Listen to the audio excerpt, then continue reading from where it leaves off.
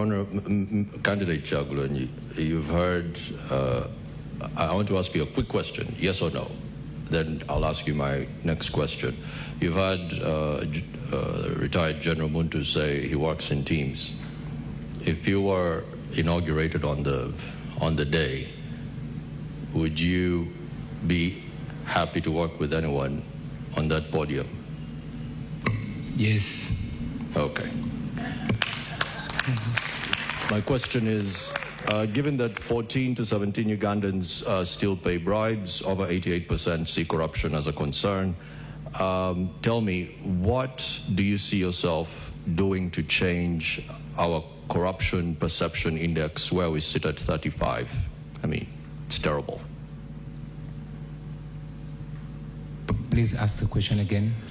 So right now, the statistics do show that 14% to 17% of Ugandans pay bribes, and 88% of those see corruption as a concern in the country. What would you do to improve Uganda's corruption perception index, which is terrible? Thank you very much.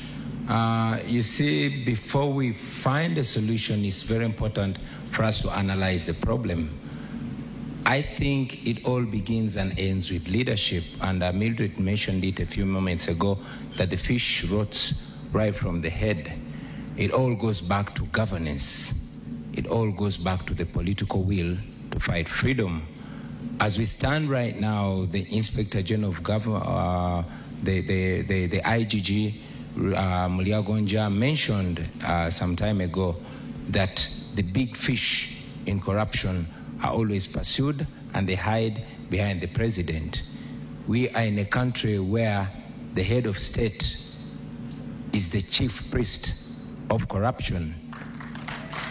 You have seen scandal after scandal, and all the culprits of corruption are protected by the head of state. You saw Anita Among, the current Speaker of Parliament, sanctioned internationally because of corruption by being protected by the head of state.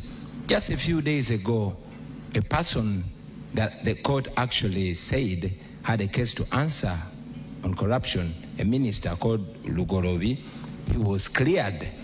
Meanwhile, on the same day, other people were being arrested. There was allegations around Parliament, allegations of corruption, and the leader of opposition, who happens to be in presence today, wrote to the IGG to investigate those cases, and the IGG went mute.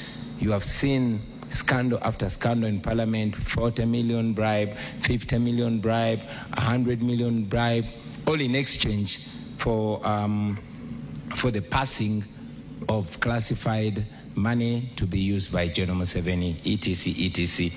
We have demonstrated our stand on corruption with the little power that we have, and we indeed continue to commit to Ugandans that as president, I will lead by example. When the president fights corruption, when the president observes zero tolerance to corruption, it goes down to the ministers, goes down to the permanent secretaries, and all the way down to all government officials. Our commitment will be zero tolerance to corruption. We've demonstrated that, and we will ensure that anybody that puts their hand in public money, the hand will not come out there, but the neck will go there as well. Thank you. All right, thank you so much, Robert Kyagulanyi.